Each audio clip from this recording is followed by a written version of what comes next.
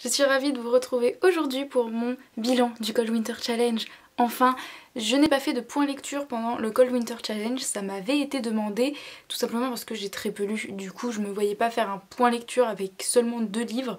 Aujourd'hui j'ai 5 livres à vous présenter, enfin 5 histoires on va dire, vous allez comprendre. Voilà, j'en ai lu 5 du coup sur 17, c'est très peu. C'est vraiment très peu, mais je m'y attendais, pourtant j'avais le temps de lire, mais voilà.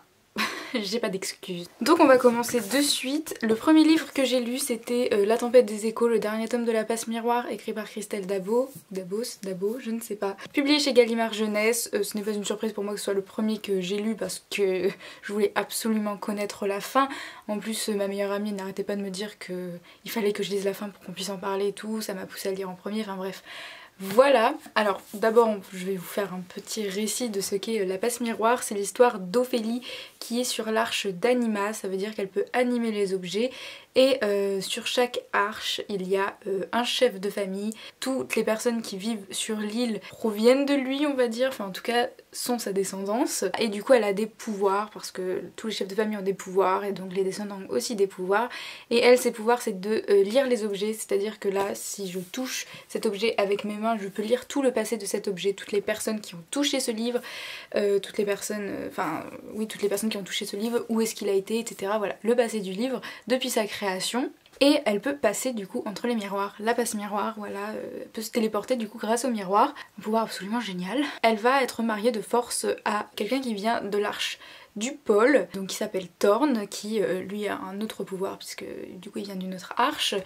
Et elle va du coup essayer de s'adapter à la société du pôle, qui est une société un peu de cour où il y a beaucoup de faux semblants, où il y a beaucoup d'hypocrites, beaucoup d'illusions, voilà. Surtout que le pouvoir des illusions, c'est quelque chose d'assez répandu au pôle. Du coup, il va falloir qu'elle s'intègre à cette société et il va falloir qu'elle donne des réponses à énormément de questions. Et du coup, voilà, les arches aussi, pourquoi ils vivent sur des arches? C'est la terre en fait qui a explosé en plusieurs morceaux, ce serait Dieu qui l'a cassé en plusieurs morceaux, un truc comme ça, je me souviens plus trop exactement de l'histoire originale.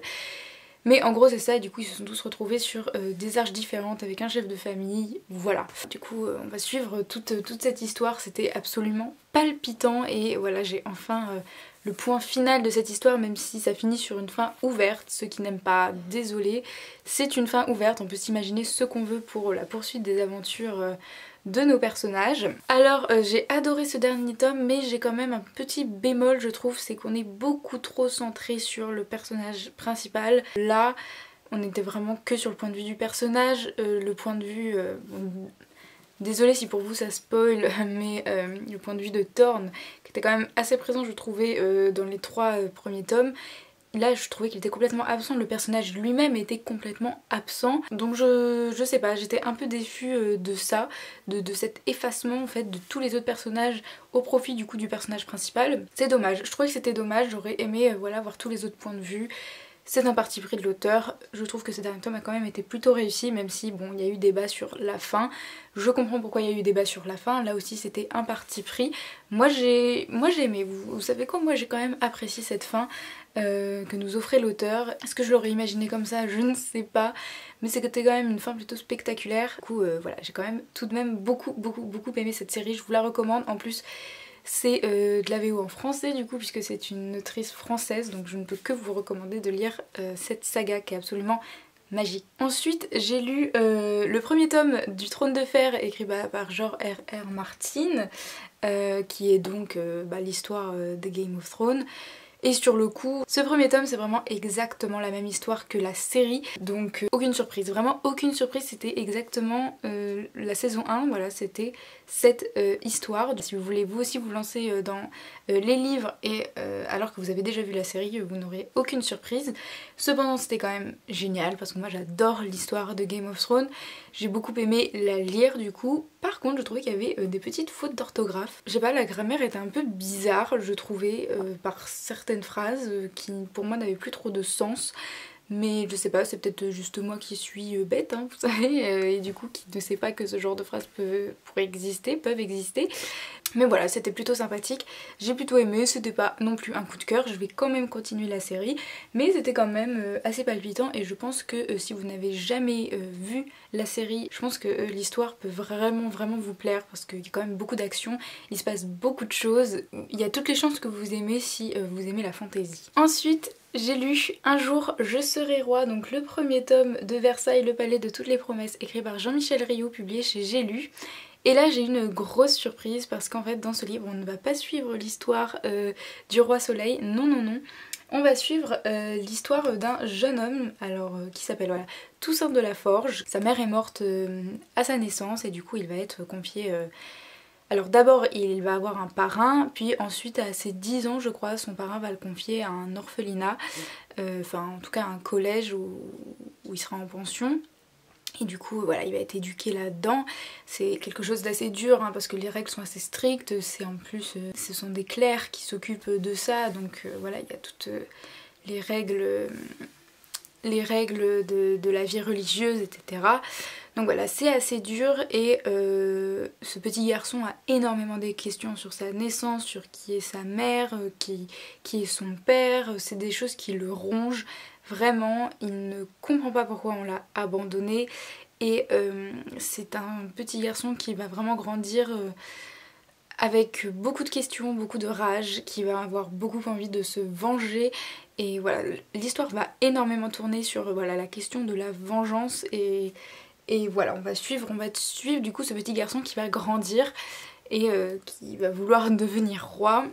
En tout cas qui va vouloir devenir architecte, qui va vouloir construire des choses mais aussi les détruire. C'était très, il y avait beaucoup de choses assez philosophiques je trouvais, beaucoup de choses psychologiques. C'était absolument incroyable. Enfin moi j'ai adoré, j'avais déjà beaucoup aimé L'Insoumise du Roi Soleil qui a été écrit par Jean-Michel Rioux, mais là j'ai aussi énormément aimé. Le problème après je dirais c'est que on peut pas trop s'attacher au personnage principal, hein, Toussaint de la Forge, qui est quelqu'un...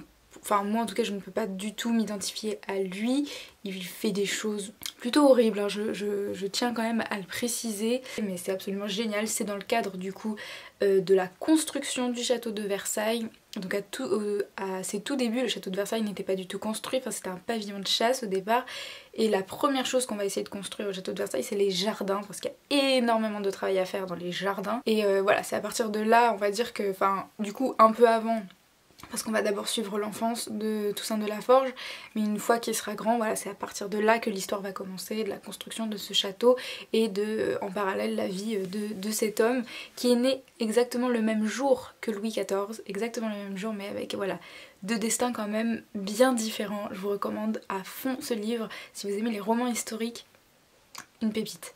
Et en plus, il y a vraiment eu un gros travail de recherche, je trouve. Il y a énormément d'éléments très précis sur la période, sur la société à l'époque. C'est vraiment une petite mine d'informations sur la société à l'époque de Louis XIV. Absolument génial, l'histoire est magnifique, enfin lisez-le. Mais après ce n'est que le tome 1, je crois qu'il y a 4 tomes. J'ai ensuite fini le cycle 1 de La Guerre des Clans, donc Une sombre prophétie, c'est le livre 6, écrit par Erin Hunter, publié chez Pocket Jeunesse. Je vous avais dit que je ne continuerai pas par la suite sur les autres cycles, je pense vraiment que je vais m'arrêter là parce que sinon ça va être beaucoup trop, enfin il y a vraiment énormément de cycles, beaucoup de tomes. Donc je vais m'arrêter là. Du coup assez triste quand même de quitter ce monde qui était tellement bien et j'ai adoré la conclusion de ce tome. La Guerre des Clans c'est l'histoire de Rusty, un petit chat domestique qui va s'aventurer dans la forêt qui l'attire tant et il va tomber sur le clan du tonnerre et va vite se rendre compte que dans la forêt il y a plusieurs clans, le clan du tonnerre, le clan du vent, le clan de la rivière et le clan de l'ombre. Ces 4 clans ont tous un territoire bien précis sur lequel ils doivent chasser et ils n'ont pas le droit de rentrer sur le territoire voisin qui sont donc leurs ennemis s'ils ne veulent pas déclarer de guerre. Du coup Rusty, qui est un chat domestique, va réussir à rentrer dans le clan du tonnerre, mais il va être très mal vu parce que c'est un chat domestique, c'est pas un chat qui est né dans le clan, etc. Vous voyez. Donc il va essayer vraiment de s'intégrer là-dedans, sauf qu'il va avoir des soupçons sur un des principaux chats du clan, ce qui va le mettre très mal dans la vie du clan et il va essayer voilà, d'avoir des investigations on va dire autour de ce chat. Donc ça c'est vraiment le tout début et ensuite c'est toute toute une histoire, on voit la vie de Rusty, ce petit chat domestique, voilà, on voit toute sa vie défiler au long de ces 6 tomes.